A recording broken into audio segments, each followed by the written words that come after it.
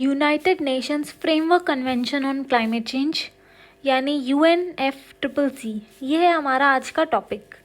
हम कन्वेंशंस को पढ़ रहे हैं, जितने भी इंटरनेशनल कन्वेंशन हैं, इसमें से कि पहले हमने दोनों डिस्कस कर लिए हैं, स्टॉकहोम कॉन्फ्रेंस और हमारा अर्थ समिट जो था। तो अर्थ समिट जब हमने पढ़ा था तो ये चीज़ देखी थी। अर्थ समिट कहाँ हुआ था? रियो में, ठीक है, रियो में जून 1992 में। तो उसमें हमने क्या देखा था कि 3 कन्वेंशन साइन हुए थे और एक एजेंडा 21। एजेंडा 21 को हमने ऑलरेडी उसके साथ कंप्लीट कर लिया है अर्थ समिट के साथ। आज हम बात करते हैं इन 3 कन्वेंशंस की। इन 3 कन्वेंशंस का क्या नाम है? पहला तो यही है हमारा UNFCCC, जिसको आज हम डिस्कस करने वाले हैं। दूसरा हमारा है CBD यानी कि कन्वेंशन ऑन बायोलॉजिकल डाइवर्सिटी, और तीसरा है हमारा UN convention on to combat desertification. ठीक है, डेजर्टिफिकेशन से रिलेटेड है। तो ये 3 कन्वेंशन साइन हुए थे। इन तीनों को ही रियो सिस्टर कन्वेंशंस कहा जाता है। ठीक है, तीनों ही इन्वायरमेंट से रिलेटेड है, इन्वायरमेंट के एक मेजर मुद्दों को डील कर रहे हैं। जहाँ पे हमारा आज का जो टॉपिक है UNFCCC, ये डील करता है हमारे क्लाइमेट को। CBD हमारा डील करता है बायोडाइवर्सिटी को, और UNFCCC हमारा डील करता है डेजर्टिफिकेशन को। ठीक, तो आज हम कन्वेंशन ऑन क्लाइमेट चेंज देख रहे हैं। ये जो है सिग्नेचर के लिए अर्थ समिट के दौरान ही ओपन हो गया था, और फोर्स में कब आया? ये 1994 में। इसकी नियर यूनिवर्सल मेंबरशिप है, यानी कि ज़्यादातर जो देश हैं इन्होंने इसको रेटिफाई किया हुआ है। ये क्या प्रोवाइड करता है? एक framework for international cooperation to combat climate change by limiting average global temperature increase. Main मकसद इस कन्वेंशन का यही है कि हमें क्या करना है, क्लाइमेट में जो इंक्रीज़ आ रहा है टेम्परेचर का, उसको लिमिट करना है। एवरेज ग्लोबल टेम्परेचर जो इंक्रीज़ हो रहा है, ठीक, उसे लिमिट करना है। और उसके लिए इसका मेन फोकस रहता है ग्रीन हाउस गैसेस को कंट्रोल करना। तो ये इसका मेन मकसद है। उसके बाद हम देख रहे हैं ये कन्वेंशन है UN कन्वेंशन। अब एक UN कन्वेंशन होने से हम क्या समझ सकते हैं? ये तीनों ही UN कन्वेंशन है। तो UN कन्वेंशन एक ऐसा बाइंडिंग एग्रीमेंट होता है डिफरेंट कंट्रीज़ के बीच में। Under such convention nations adopt की goals at annual conference of parties and report periodically on progress in implementing these goals. Each Rio convention has a supporting secretariat. क्या होता है, हर UN convention जो होता है वो कुछ गोल्स अडॉप्ट करता है, कुछ टारगेट्स लेके चलता है, और ये गोल्स और टारगेट्स कहाँ पर डिसाइड होते हैं? COPs यानी कॉप्स, कॉन्फ्रेंस ऑफ पार्टीज़। हर साल एक समिट होती है इनकी, जिनको हम कॉन्फ्रेंस ऑफ पार्टीज़ कहते हैं।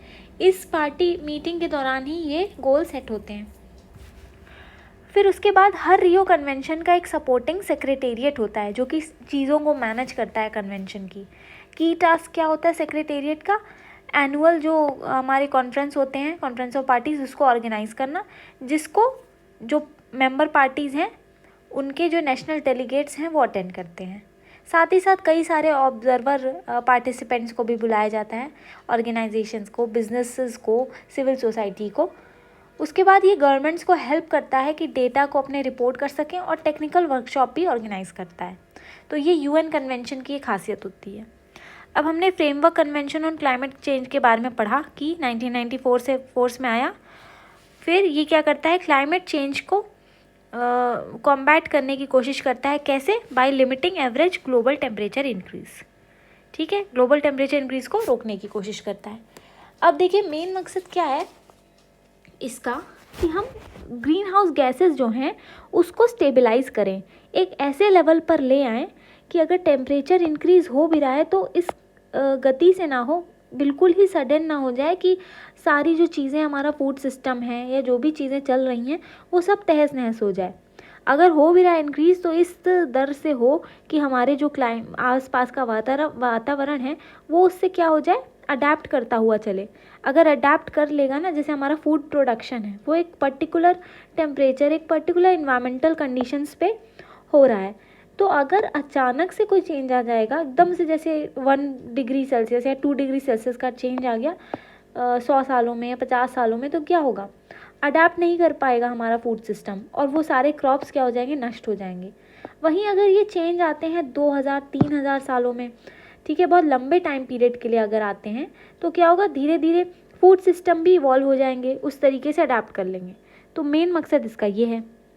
फिर इस कन्वेंशन में क्या है ना, हम डेवलप्ड कंट्रीज़ जो हैं उनके ऊपर बर्डन डालते हैं कि आप डेवलप्ड हो चुके हैं, इंडस्ट्रियलाइज हो चुके हो, तो आपकी जिम्मेदारी बनती है कि अब जो भी आपको स्टेप लेना है सबसे पहले आपको लेना है और बाकी के देशों की हेल्प करनी है।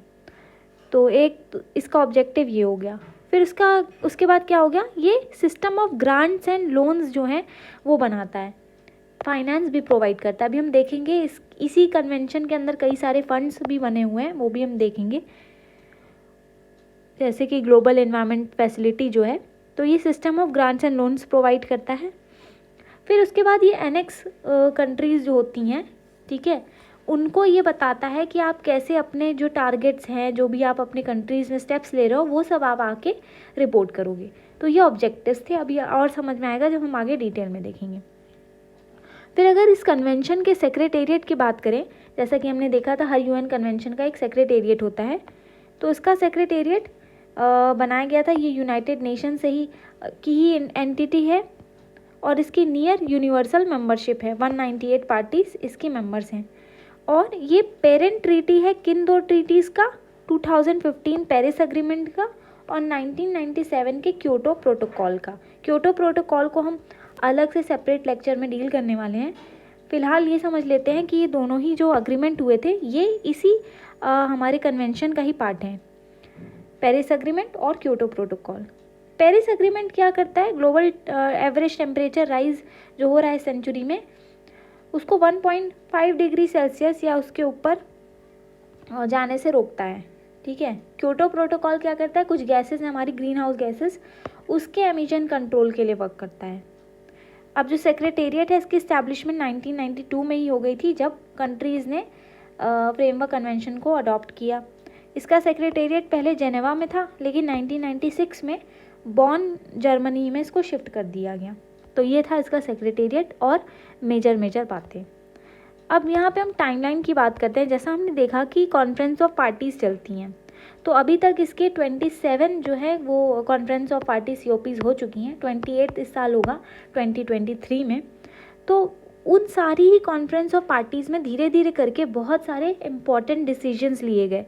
वही इम्पॉर्टेंट डिसीजंस जो हैं धीरे धीरे इवॉल्व करके आए हैं, जिससे कि हमारा पेरिस अग्रीमेंट हुआ, फिर क्योटो प्रोटोकॉल हुआ। तो ये सब भी इन्हीं कॉन्फ्रेंस ऑफ पार्टीज़ का ही नतीजा थे। तो एक टाइमलाइन देख लेते हैं। 1979 में फर्स्ट वर्ल्ड क्लाइमेट कॉन्फ्रेंस हुई थी। 1988 में इंटर गवर्नमेंटल पैनल और क्लाइमेट चेंज सेटअप हुआ था। 1990 में इसी IPCC की यानी इंटर गवर्नमेंटल पैनल और क्लाइमेट चेंज की पहली असेसमेंट रिपोर्ट आई थी। और second world climate conference call हुई थी for a global treaty on climate change, ठीक है। तो ये बात क्लाइमेट के ऊपर एक्शंस हो रहे थे धीरे धीरे, और बातचीत चल रही थी कि हमें ग्लोबल ट्रीटी की ज़रूरत है। फिर उसके बाद 1991 में फर्स्ट मीटिंग हुई थी इंटर गवर्नमेंटल नेगोशिएटिंग कमेटी की। 1992 में इस कमेटी ने UNFCCC के टेक्स्ट को अडॉप्ट कर लिया। फिर अर्थ समिट में UNFCCC को सिग्नेचर के लिए ओपन कर दिया गया। तो इस तरीके से ये UN convention on climate change हमारा अस्तित्व में आया। और फोर्स में कब से आया, 1994 से। इसकी जो पहली कॉन्फ्रेंस ऑफ पार्टी हुई थी वो 1995 में हुई थी बर्लिन में। 1996 में क्या हुआ था, इसका सेक्रेटेरिएट जो है वो सेटअप किया गया था। फिर 1997 में यानी कि कॉन्फ्रेंस ऑफ पार्टी 3 में क्योटो प्रोटोकॉल को अडॉप्ट किया गया था। ये काफ़ी इंपॉर्टेंट है। फिर इसी तरीके से 2001 में थर्ड असेसमेंट रिपोर्ट आई थी IPCC की, और इसमें भी माराकेश अकॉर्ड्स को अडॉप्ट किया गया था। इसी तरीके से हम आगे भी देखेंगे, कई सारे इंपॉर्टेंट डिसीजन दिए गए। ये उसका एवोल्यूशन है, अगर आप पढ़ना चाहते हैं तो पढ़ सकते हैं। जैसे कि ये कैनकन वाला इम्पॉर्टेंट है, COP16 जो हुआ था, यहाँ पे हमारे ग्रीन क्लाइमेट फंड की इस्टेब्लिशमेंट हुई थी। ये अडेप्टेशन फंड यहाँ पे नहीं होना चाहिए, ग्रीन क्लाइमेट फंड की यहाँ पे इस्टेब्लिशमेंट हुई थी। और ये हमारा एक 2013 में जो वर्सो में हुआ था COP 19, ये इंपॉर्टेंट है, यहाँ पे लॉस एंड डैमेज वाला कॉन्सेप्ट आया था। तो उसमें क्वेश्चन ऐसे ही आ जाते हैं कि लॉस एंड डैमेज कौन से कॉन्फ्रेंस ऑफ पार्टी में आया, कहाँ पर आया था, तो वर्सो होगा हमारा। कैनकन में कौन सा क्लाइमेट फंड बना था, तो ये चीज़ें आ जाएंगी, आप पढ़ना चाहते हैं तो पढ़ सकते हैं। फिर उसके बाद मैंने बात की थी कि इसी के अंदर कई फाइनेंशियल मैकेनिज़्म या फंड क्रिएट किए गए हैं, तो वो देख लेते हैं। सबसे पहला और ओल्डेस्ट हमारा आ जाता है ग्लोबल इन्वायरमेंट फैसिलिटी। ये जितने भी फाइनेंशियल मैकेनिज़्म बनेंगे इस कन्वेंशन के अंदर, उन सब की ऑपरेटिंग एंटिटी की तरह काम करेगा। और इसके अंडर में ही 2 फर्दर फंड आते हैं हमारे, स्पेशल क्लाइमेट चेंज फंड और एक लीस्ट डेवलप कंट्रीज फंड। ये दोनों फंड जो 3rd और 4th नंबर पे हैं, ये भी इसी का हिस्सा है, ग्लोबल इन्वायरमेंट फैसिलिटी का। और ये फंड जो है पेरिस एग्रीमेंट को भी सर्व करता है। फिर दूसरा हमारा आ जाता है ग्रीन क्लाइमेट फंड, जो कि हमने देखा था COP16 में स्टैब्लिश हुआ था कैनकन में। उसके बाद ये दोनों हमने देखा ही कि special climate change fund, least develop countries fund, ये ग्लोबल इन्वायरमेंट फैसिलिटी का ही एक हिस्सा है। स्पेशल क्लाइमेट चेंज फंड की बात करें 2001 में इसका फॉर्मेशन हुआ था।